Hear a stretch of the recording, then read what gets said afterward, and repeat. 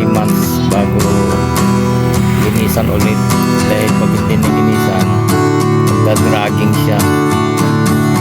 Dragging ang takbo pagka arangkada ka. So kailangan linisan dahil marami ng dumi, mga alikabok, nagkaalat na grasa, kaya dapat linisan siya.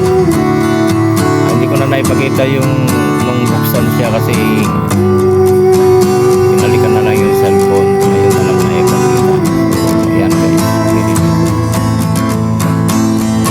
ang ginagamit dyan na panglinis yung Joy. Advisable daw yung Joy dahil pagka gasolina maninigas yung mga oil seal, madaling masira. So Joy, nagaya ko rin sa YouTube yan. Sa YouTube ko napanood yan guys. Yan, yan mo lang ng Joy, tapos sabay brush, tapos saan lawan na spray lang, matipid sa tubig. Lalo malayo sa bahay yung pag-igiba ng tubig. So yan, yung pagkakabit niya ng bola, merong pwesto yan, merong dapat na posisyon niya. What? Yung medyo malalim-lalim ang kwan sa kabila, kailangan uniforme. Kung sa bandang kaliwa, ayun, bandang kaliwa lahat. Yung 6 na bola na yan, yan ang pagkakabit niyan.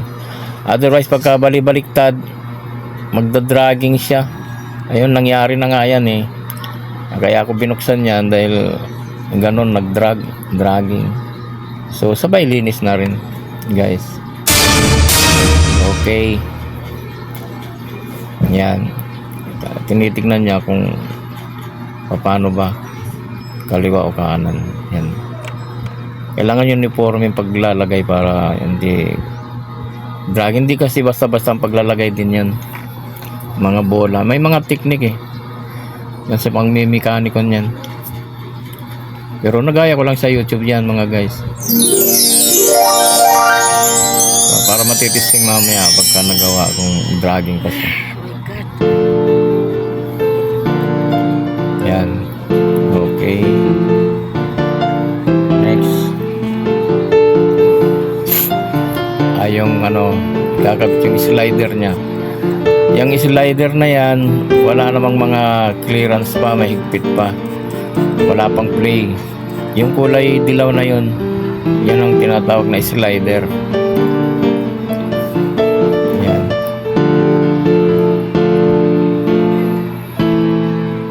Ang trabaho niyan, yung yan ang nagpapatulin na hindi na kailangan magkambyo-kambyo. Kagaya ng mga manual, magkakambyo ka para pabilis. Yan hindi na, automatic. Ganyan ang trabaho ng mga automatic.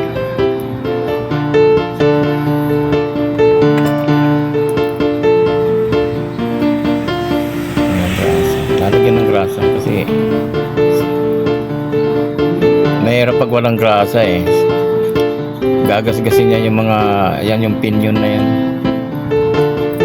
Kailangan mayroon siyang grasa, pampadulas lang ba para hindi magkagasgasan, kasi mawo-worn out yan pag walang grasa. Yun yung may makita ka na lang dyan ng mga aribap, yung mga durug-durug ba na metal. Pag naglinis ka makikita mo yun dyan. Kaya dapat may grasa guys. Yan, sa pinion.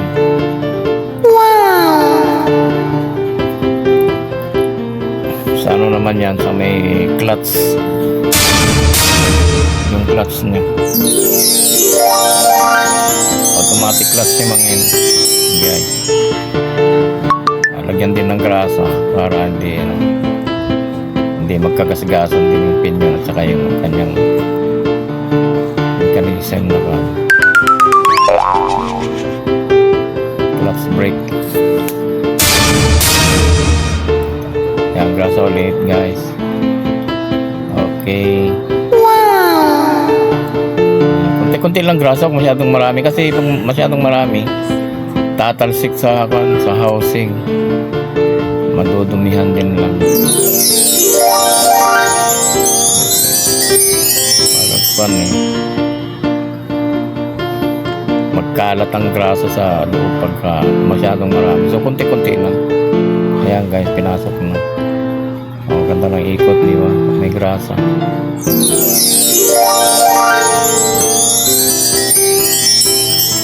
Medyo ano na yung lining. Medyo madulas. Kailangan yata linisan. Yan. Kunting kaskas para makapit yung ano, lining.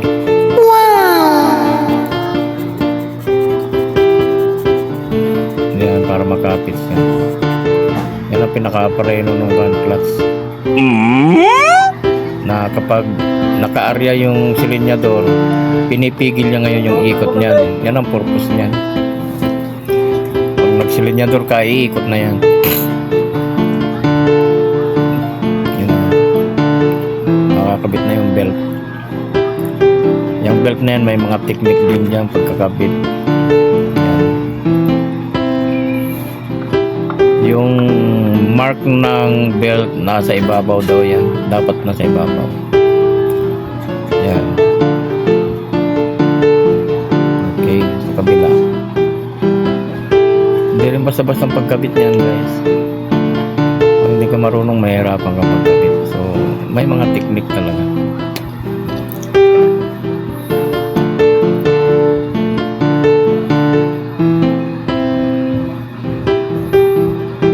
Kahit sino namang driver, kayang gawin yan. Mindset lang. Mindset lang guys. At saka kailangan kompleto ka ng gamit. Mga impact wrench gano'n. Mga socket wrench. Kailangan kompleto ka para madaling gagawa-gawa pagka kompletong gamit guys. Okay na, nakakabit na. Sunod sa kabila. Oh, grasa ulit, di ba guys? Wow! Hindi magkasgas. Hindi magkasgas. Tatagal ang pinyon. Saka yan, yung plants na yan. Tatagal. Pagka naglalagay ng grasa. Ang kalimutan mong maglagay ng grasa dahil sabi ko nga maboburn out yung pinyon.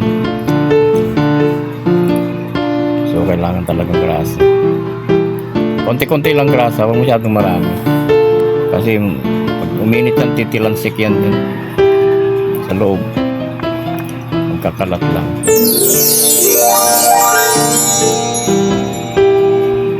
Yan na, pasok na.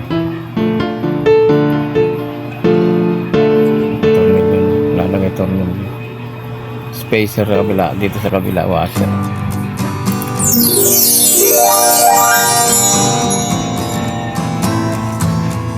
Yan na yung ano, clutch brake niya.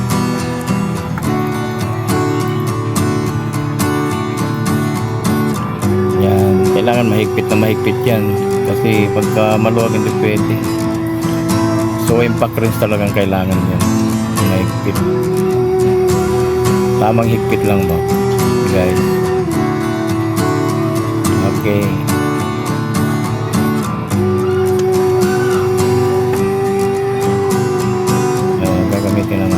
Gagamitan ng impact wrench. Kompleto ko ng gamit. Galing pang Manila yung mga gamit ko na yun. What? Dinala ko lahat ng gamit ko kasi ako nang gumagawa ko ba. Wow!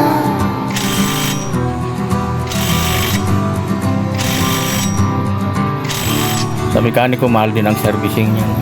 Gaganyan. Pero pag ikaw, okay lang, simple lang. Basta kompletong gamit, okay. Kahit sino kayang gawin yan. Basta kompletong gamit.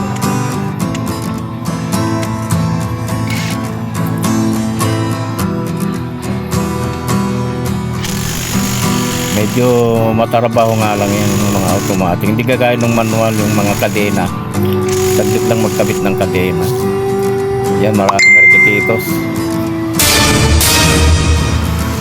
Okay guys. Okay guys. Ang cleaner naman, babalik na yung cleaner. Air cleaner niya. Kailangan din yan sa isang motor kasi nasasala yung alikabok. Pag wala yan, pumapasok sa kasi yan sa piston. Gagat kasi niya yung yung block sa piston. So kailangan importante rin ng filter na yan, ng air cleaner. Medyo malapit nang matapos kay nililinisan na yung cover. Totornilyo na yung cover. Pinali na yan mga guys. Tapos na yung trabaho. Tingnan natin sa pag testing, patakbuhin kung magdadrag pa siya, kung okay. Malalaman pag testing, pag pinatakbo ko na yan.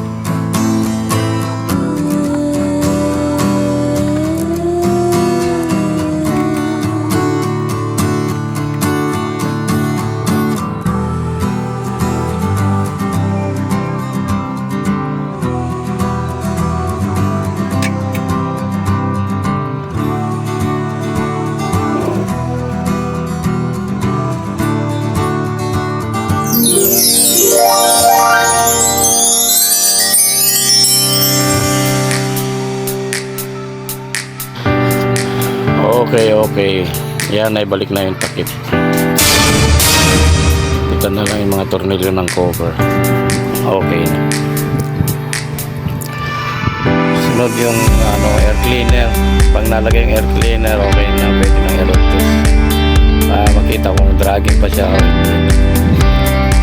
Kaya pag hindi na siya nag-drag, wow, successful ang trabaho natin. Okay na.